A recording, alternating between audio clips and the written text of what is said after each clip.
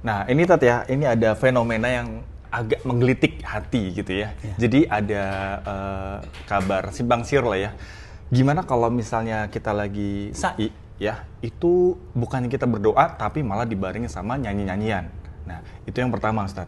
Nah, yang kedua, ini gimana ya? Ada ya mungkin kabar lah ya, mungkin nggak tahu kabar dari mana. Kalau misalnya Raudhah itu jaraknya dari Masjid Gomamah sampai ke makam Nabi. Nah itu kan luas banget. Itu penjelasannya gimana tuh? Benernya gimana, Tat? Iya, terima kasih banyak. Kaum muslimin rahimakumullah, ya dari dua hal ini maka dapat kita jelaskan penting sekali bagi kita untuk belajar ilmu agama yang benar. Sehingga ketika kita melaksanakan ibadah itu, ibadah kita itu dibangun di atas ilmu. Ya, bukan berdasarkan karena ikut-ikutan. Ya.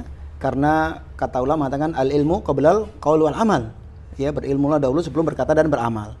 Nah, maka sa'i itu merupakan tempat yang sangat mulia dan merupakan syiar Allah Subhanahu wa taala, maka hendaknya kita isi dengan doa-doa kepada Allah Subhanahu wa taala. Itu yang pertama. Yang kedua, Raudhah itu jaraknya Rasulullah SAW, bahasanya jaraknya mana?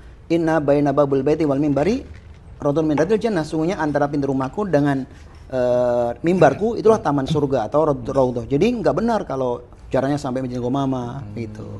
Ya.